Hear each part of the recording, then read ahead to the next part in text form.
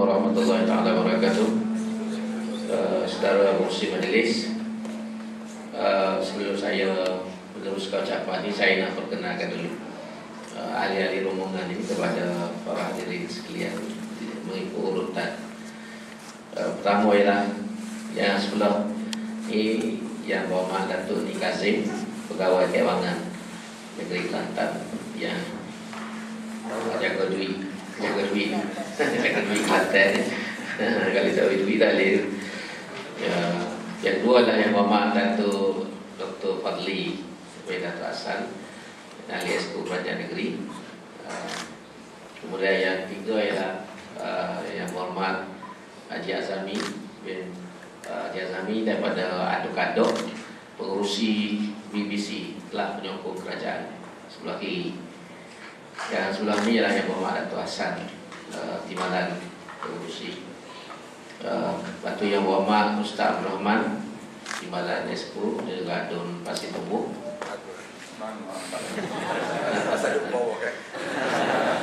Ketika nak minta Jesse boleh. Minta saja lah, bumi tak ada lagi ni. Pada kemudian yang Muhammad Dr. Izani bin Hussein, ahli Parlimen kawasan Kuala Lumpur, salah seorang ahli lembaga pemegang amanah Yayasan Kelantan Darul Naim. Yang ujung tu ialah Yang Mahfuzah Cik Ramli, pengarah yakin Yayasan Kelantan Darul Naim yang baru. Sebelum ni lah Yang Mulia Tuan Zainal Abidin, Tuan Zainal, jadi Cik Ramli. Kemudian yang seterusnya ialah Yang Berbahagia Haji Wan Yahya, ahli lembaga pengarah yakin.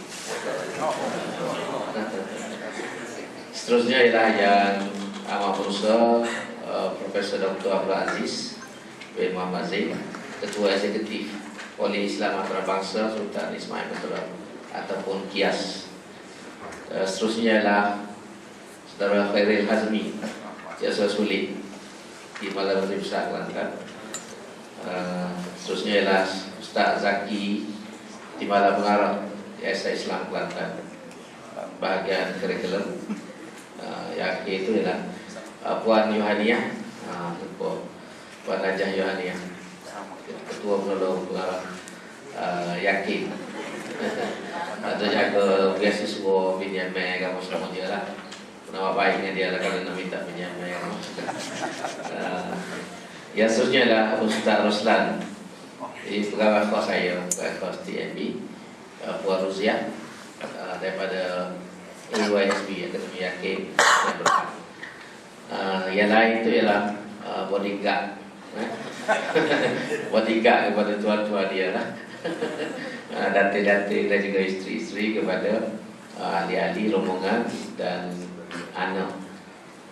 YB Azami ni bawa 4 orang anak. Delegasi yang terbesar dalam rombongan kita ni. Pengurusi majlis dan juga Presiden kepada Kesatuan Mahasiswa Kelantan Jordan, pihak kami lebih dahulu merakamkan ucapan syukur kepada Allah Subhanahu Wa Taala.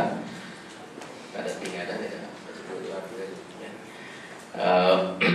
mengucapkan rasa syukur pada Allah Subhanahu Wa Taala kerana dengan izin dan limpah kurnianya kita dapat sampai ke bumi Jordan yang bertuah ini dan dapat berada bersama-sama dengan saudara-saudara dan saudari, anak-anak kita semualah yang berada di Jordan ini. Saya ucap terima kasih di atas kehadiran saudara-saudara dan saudari ini, walaupun saya dimaklumkan bahawa sekarang ini adalah musim peperiksaan imtihan, tetapi dapat juga meluangkan masa bersama-sama dengan kita pada malam ini untuk berjumpa mata dan berbual ataupun berdialog untuk mendapatkan maklumat dan juga berita-berita daripada negeri Kelantan. Sebagai mewakili rombongan ini, lebih dahulu saya sebut bahawa tujuan utama kita datang ke Jordan dan malam besok insyaAllah berlepas ke Mesir dan lepas itu berlepas ke Turki ialah ada beberapa tujuan utama daripada lawatan ini. Pertama, untuk Jordan ni ialah kita nak tengok bangunan yang kita nak beli ni. Kerana agak lama juga tak selesai lagi. Tak diuji tengok pun tak siap juga lagi. Cuma ada perkembangan baru, ada orang tawassul lagi bangunan untuk kerajaan beli, dengan harganya 1.2 juta dinar. Dan nampaknya pesen setuju lakor nak beli ni. Tanya Datuk BKM pun dia kata boleh beli. Tanya pengarah pun, pengarah dapat setuju. YB Azami tu ya, kata dia ni adalah apa? Surveyor, penilai, juru nilai. Azami Eko Soho di Malaysia. Dia pun kata boleh beli dah dengan harga tu. Katanya buat Yohaniah dia kata meeting ada. Jadi sedang molek belakang. Kita mesyuarat bercaca tadi. Jadi pada asasnya cuma kita kena maklumkan kepada Yang Amat Berhormat Datuk Menteri Besar lah. Kalau dia setuju, insya-Allah jadi. Jadi agak mau awak ni kena semaya ajak banyak sikit lah. Biar jadi beli. Kalau jadi beli, mana ada 2 bangunan kerajaan ni untuk pelajar di Kelantan ini, yang keduanya berada di Irping, insya-Allah. Kemudian yang kedua ialah kita akan ke Mesir untuk berbincang dengan Mahat Syubra. Syubra untuk tahfiz Al-Quran, untuk mengadakan muadalah antara Syubra ini dengan KIAS, Kuala Islam Antarabangsa Sultan Ismail Petrus Batu, Ketua Eksekutif KIAS ni hadir bersama-sama dengan kita. Karena KIAS kali ini menawarkan diploma tahfiz Al-Quran. Dan kalau ada muadalah dengan Syubra ini, pelajar-pelajar yang lulus diploma tahfiz Al-Quran ini boleh hadir ke Mesir dan menyambung pelajaran, mendapat ijazah di Mesir. Karena sekarang ini kita tak belajar terus daripada Mahat Tahfiz Al-Quran Pulau Condor, tapi ada masalah teknikal dengan JPA, Jabatan Perkhidmatan Awam. Jadi kita kena cari pendekatan dan kaedah yang baru untuk membolehkan pelajar-pelajar ini menyambung pelajaran ke Syubra dan mendapat pengiktirafan penuh daripada pihak-pihak JPA. Yang kedua, yang tiga, nak pergi Turki ni sambil-sambil makan angin kata ialah nak meninjau peluang kepada pelajar Kelantan untuk menyambung pelajaran dalam bahagian perubatan di Turki. Kita difahamkan ada beberapa universiti di Turki yang menawarkan pengajian perubatan dan diiktiraf oleh kerajaan Malaysia. Antaranya yang ada di Istanbul, ada di Ankara dan beberapa tempat yang lain. Tapi kita pergi ke Istanbul dulu. Kita nak tengok sebab di Istanbul tu antara universiti itu menggunakan bahasa Inggeris sebagai bahasa pengantar. Jadi kita nak cari ruang kepada pelajar kita untuk membuat pengajian medik ataupun perubatan. Di Mesir ni amat doa dah. Sebab tu kita pergi sampai Maghribi, sampai Jordan dan baru ni Turki pula. Ialah kerana di Mesir tu orang kata tepu dah belajar Kelantan ni. Sehingga Arab pun kecek Kelantan. Jadi masalah juga. Arab pun kecek dah lah kecek Melayu, Melayu pula Kelantan. Jadi masalah sikit. Jadi dan memang dasar kita ni, saya sendiri lamanya bila waktu saya jadi Exco Pendidikan dulu, saya cuba menerokor ruang-ruang kepada pelajar kita ni di banyak negara. Bukan hanya bertumpu kepada 1-2 negara saja, tapi biar berapa banyak negara untuk mempelbagaikan latar belakang pengajian, pendedahan dan juga ilmu, supaya bila kita balik, pelajar-pelajar ini boleh mengkayakan perkembangan ilmu yang ada dalam tanah air kita. Kalau dia mengaji setempat, dia balik serupa ya, cara memikir, cara pendekatan. Tapi kalau dia mengaji banyak tempat, terutamanya dalam bidang agama, maka dengan sendirinya percamahan fikiran ini akan wujud. Biar ada macam-macam di Kelantan tu. Ada Mesir, Jordan, Wahabi pun tak apa. Orang itu gelar Wahabi. Biarlah orang itu gelar tu. Ustaz asal dia mengaji sana, orang tak kata apa lah, kata Wahabinya. Tujuannya adalah supaya kita banyak pandangan dan orientasi. Kerana dengan ini akan mengkayakan pemikiran. Kita tengok dari secara Islam, berkembangnya ilmu ni kerana ada mazhab-mazhab. Dan mazhab ni tak boleh baca tengok di Damsyik satu ketika dahulu, ada madrasah-madrasah yang berbagai. Madrasah yang Syafi'i, madrasah Hanafi, Hambali dan juga Maliki, dan masing-masing madrasah ni dengan pelajar-pelajarnya tersendiri. Dan pelajar ni pula dia saling mengaji. Maka ulama tu sendiri kalau kita baca, ulama mazhab Hanafi pergi dengar kuliah mazhab Syafi'i dengan mazhab Maliki, dengan sendirinya ilmu itu berkembang. Dia berbahas satu sama lain, tapi melalui perbahasan itulah akan menambahkan lagi perkembangan ilmu dan mempelbagaikan maklumat. Hal pentingnya jangan ta'assub dengan pandangan kita, karena ta'assub ini akan membawa kepada masalah dalam masyarakat.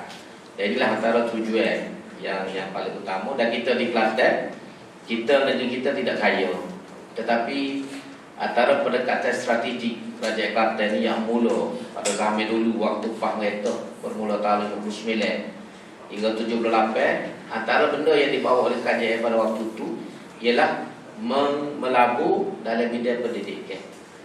Hasil daripada pendekatan itu kita tengok berapa di jabatan-jabatan kerajaan dan kementerian-kementerian di Kuala Lumpur, ramai orang Kelantan memegang jawatan-jawatan yang utama. Kerana Allahyarham Datuk Asri pada waktu itu sebagai Menteri Besar Kelantan bertemu secara peribadi dengan Tun Abdul Razak, Perdana Menteri Malaysia, dan minta dengan Tun Razak ini secara khusus memberi kerusi ataupun tempat belajar kepada pelajar-pelajar Kelantan. Dan kerajaan Kelantan masa itu menjadi penaja kepada pelajar. Sebab masa itu tahun 60 itu nak masuk universiti tak boleh kecuali dia ada penaja. Dia tak ada pelajar masuk sendiri, belajar universiti, tak ada masa itu. Semua nak masuk universiti kena ada penaja. Dan satu-satunya kerajaan yang sanggup menjadi penaja ialah kerajaan Kelantan. Datuk Asri ni dibui jaminan pada Tun Razak, bui tempat kepada pelajar Kelantan, dan kerajaan akan jadi penaja. Itu cerita dia. Jadi sebab tu ramai orang Melayu terutamanya masuk universiti itu daripada Kelantan. Sebab tu pegawai-pegawai tinggi di jabatan-jabatan kerajaan dan kementerian mari pada Kelantan. Termasuklah yang bukan Melayu. Eng Ye Dr. Eng Ye itu bekas Menteri Pelancongnya dulu.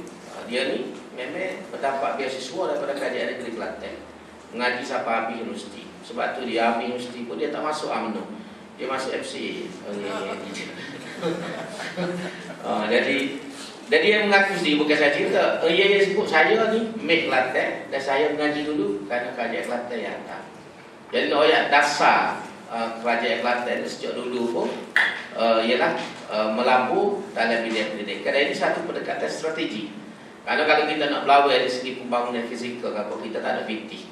Tapi kita melahirkan modal ihsan. Bahasa orang ni panggil modal ihsan. Jadi bila kita lahirkan pelajar-pelajar dalam bidang yang berbagai, mereka ni besok akan membangunkan negara dan juga memberi sumbangan kepada negeri. Dan pendekatan ini berterusan pada zaman Tok Guru, zaman learning pun. Dan insya-Allah kalau selagi kita pakai KJN pun, kita mengutamakan pendekatan yang strategi ini. Dan sebab itulah kita beri bantuan walaupun tidak banyak, kita terhad kemampuan kita. Tapi keprihatinan kerajaan negeri terhadap pendidikan ini adalah teramat tinggi. Dan sebab itulah kita harap bila kita jumpa dengan pelajar-pelajar ni, kita berharap supaya saudara-saudari mengaji dengan bersungguh-sungguh, ambil peluang. Sebab mengaji ni terutama di luar negara bukan sesuatu peluang yang dapat pada semua orang.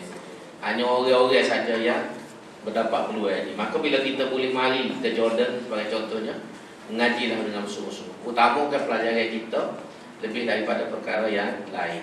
Dan carilah ilmu sebanyak yang kita dapat. Tapi kalau kita mengaji bidang apa pun, tidak semestinya agama, bidang sains, teknologi, perubatan pun, kita kena mengaji biar betul-betul kita menguasai bidang kita itu. Dan insya-Allah bila kita balik, kita boleh memberi sumbangan sesuai dengan dasar kajian membangun bersama Islam. Untuk membangun bersama Islam ni, kita nak orang kita yang terdidik dengan ada asas agama yang kukuh, kefahaman yang jelas. Maka mereka ni boleh memberi sumbangan, bukan hanya dalam pengajian agama, tapi bidang-bidang yang lain. Sebab Islam sendiri ni kita tahu adalah sifat dia lengkap dan menyeluruh. Kalau kita mengaji agama saja tidak cukup untuk membangunkan negeri dan negara. Sebab tu kita perlukan penilaian, kita perlukan arkitek, kita perlukan doktor. Tapi orang-orang profesional ni mestilah yang berfikrah agama, yang faham tentang Islam dan boleh menunaikan tanggungjawab dia sebagai mukmin sebagai orang Islam yang baik dalam bidang-bidang yang mereka ceburi. Jadi itu yang kita sebut. Dan sebab tu bila kita nak beli bangunan ni, sebab contohnya antara usaha kita nak memberi dorongan kepada pelajar supaya mengaji dengan lebih bersungguh, kajian berhati. Di Mesir kita sudah ada 3 dah bangunan. Jadi insya-Allah kalau jadi biarlah Jordan boleh tu tu sekurang-kurangnya ada 2 bangunan dan boleh menyelesaikan sebahagian besar daripada masalah penempatan pelajar, supaya pelajar tak payah memikir nak pergi ke mana, ada tempat. Dan kalau kita mari nak jumpa, nak jamu wudu ke apa semua pun mudah mudah terjadi. Jadi itulah yang saya nak sebut secara ringkas pada malam ini, dan saya lebih suka kalau kita boleh bertanya dari semua perkara lah. Kalau boleh jawab kita jawab, kalau boleh jawab kita tak jawab, kita mari tak lupa tak apa. Kita jawab semua lah. Jadi itulah lebih kurang sebagai mukadimah kepada pertemuan pada malam ini, dan saya sekali lagi ucap terima kasih kepada saudara-saudara dan sesari anak-anak sekalian yang dapat meluangkan masa bersama dengan kita. Mudah-mudahan majlis kita diberkati oleh Allah SWT dan menghasilkan natijah yang baik pada kita semua. Aku lupa oleh hadap. Wassalamualaikum warahmatullahi wabarakatuh.